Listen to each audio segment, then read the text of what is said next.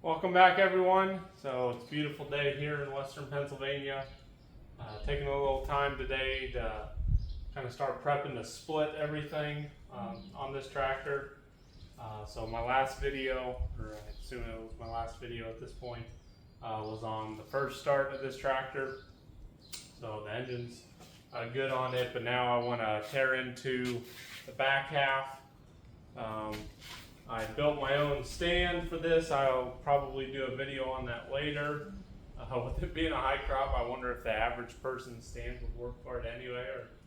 Or I did make it adjustable and things, but I'll get to that later.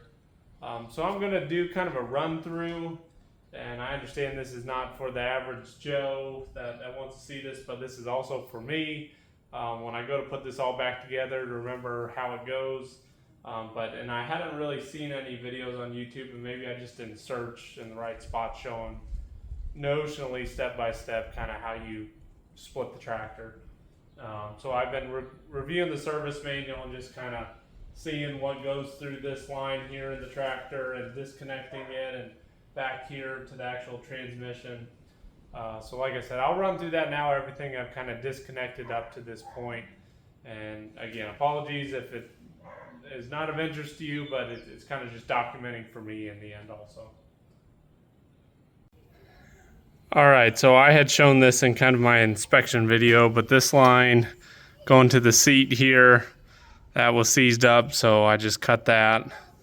We've got this line loose here, because that one goes up into the clutch housing dash area. This line here I got loose on both ends, so that should come apart either way. Got this line loose here. I think there's supposed to be a connection to this part here, but mine didn't have it. All of my electrical, my wiring harnesses are junk, so I can't help too much with that. And I'll be getting a new harness anyway, so not any point in keeping track of that. Got this line loose here.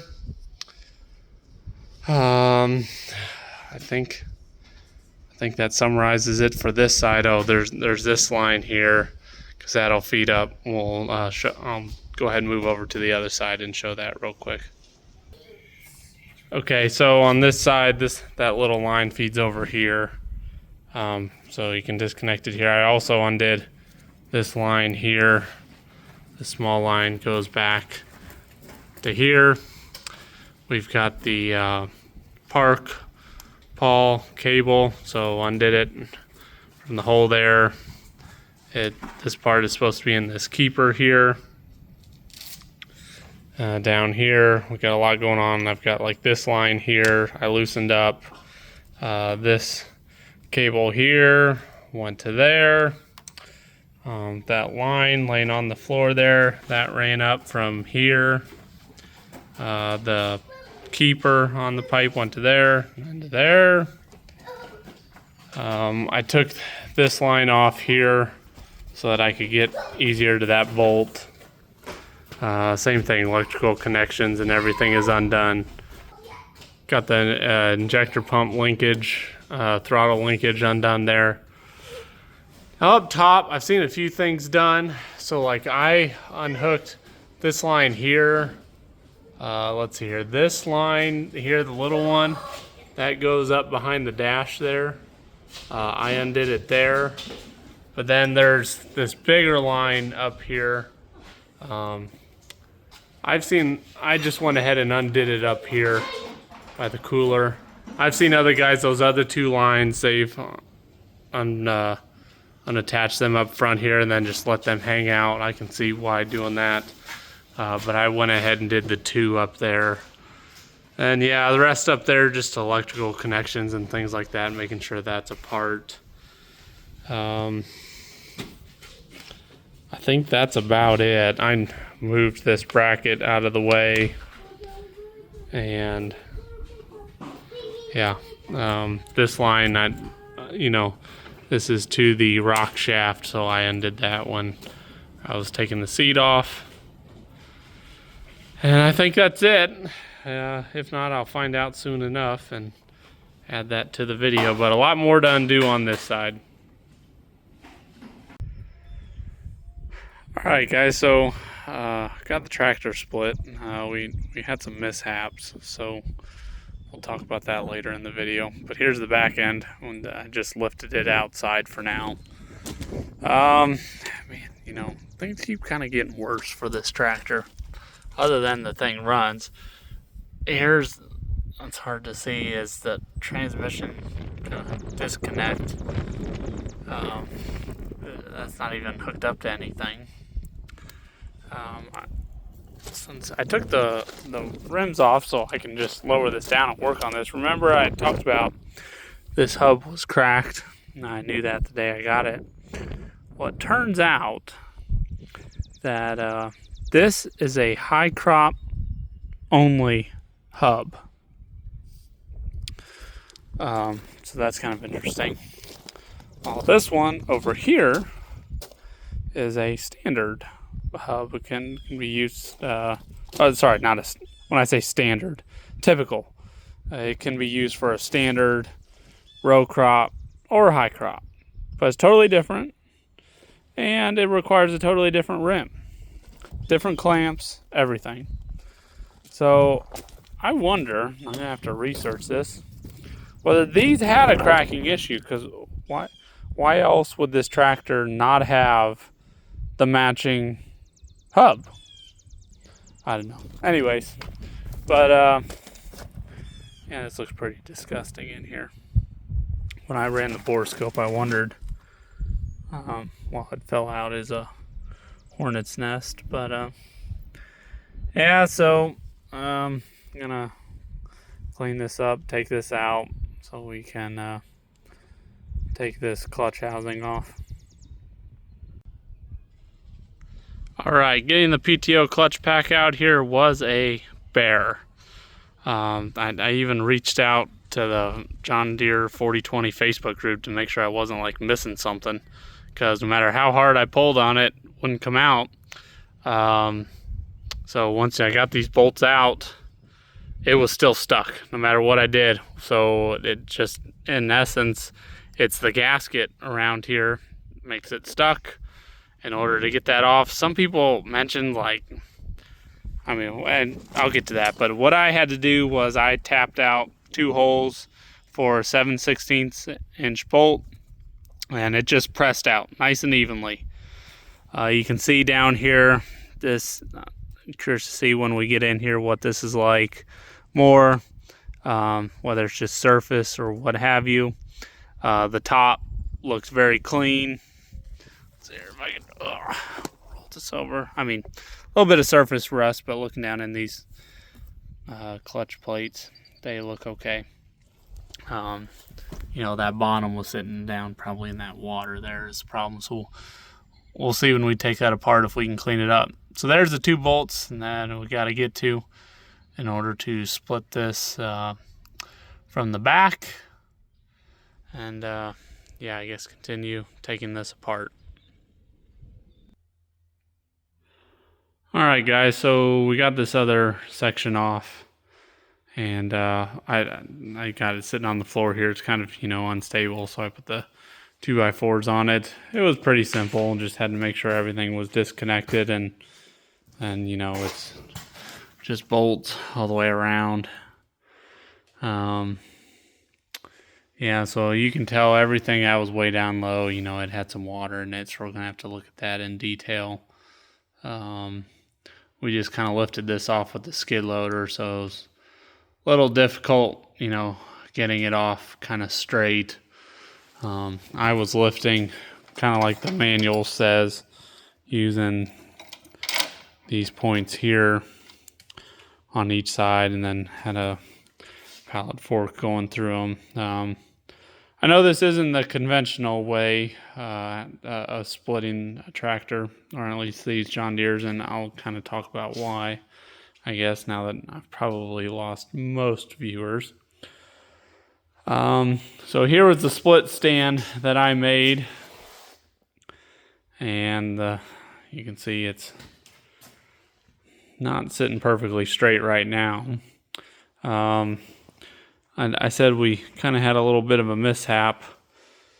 These jacks here I got are the kind that you can pull the pin and rotate them. They just bolt on. If you go to make your own stand, do not get a jack like that. We basically got it here using the skid loader. It'll sit on this assembly, that's fine, but it is not an assembly for actually rolling it anywhere. The slot in this pin joint is too loose, and so that's why, like, even though this is actually straight here, that jack is actually cockeyed and really put some moments on the system and things. But anyway, when we first used this, like I said, I had welded it up. I've only welded a few times, thought I wasn't too reliant on my welds the way I designed this, but long story short, it was. And then with it being pretty wonky and such, it was putting a lot of bending and twisting moments that I wasn't anticipating on it. And so we actually had it separated, completely separated here, about 6 inches sitting on its own. We rolled it away, but I really didn't like how these were looking. And so I'm telling you all of this, and whatever the word is, with some humility and trying to be humble. I don't think humble is right. Humility is the right word. So I said to my father-in-law, hey, I want to move this somewhere else in the shop, but I don't want to be anywhere near it in case this thing falls. And so we went up to the front and started pulling from the front, and lo and behold, the thing just crumbled to the ground. The stand crumbled. It was kind of like a domino effect, really. I think one of the jack pieces supporting it broke, and then it kind of twisted and fell, and then it landed on the stand, and then that kind of twisted and broke. And so the tractor actually itself, I didn't get it on camera, but it actually landed pretty softly. Where the stands landed on the concrete, it took a little chunk out, but I looked back at the pictures. It wasn't where the tractor landed at all, just the stand and such. So I think the tractor's fine. It was kind of embarrassing and frustrating. So the thing is just so tall. I mean, I forget if I measured it or mentioned it earlier. So I compared to our 3010, I think, like to the underside of the frame rail here. It's like a 16-inch difference, which doesn't sound like much until you're really faced with it. So, on a stand or something like this, 16 inches, it goes a long way in terms of the moments and the forces and twisting action and things like that. So wasn't great, but like I said, we got this here. I don't really plan on doing anything with this part of the system at all right now. The engine's good. It's going to need a new fuel tank. I'm still, wanting to take apart the rear end, try and understand what's locked up there. But normally you would split the tractor here. You'd pull out that PTO clutch assembly out and then put it back together and then separate from here. And so that would still be on this, and then you'd separate that from the rear end. But I just wasn't doing that. Not with the issues I'm having with this stand and this system being so tall and what have you. So I just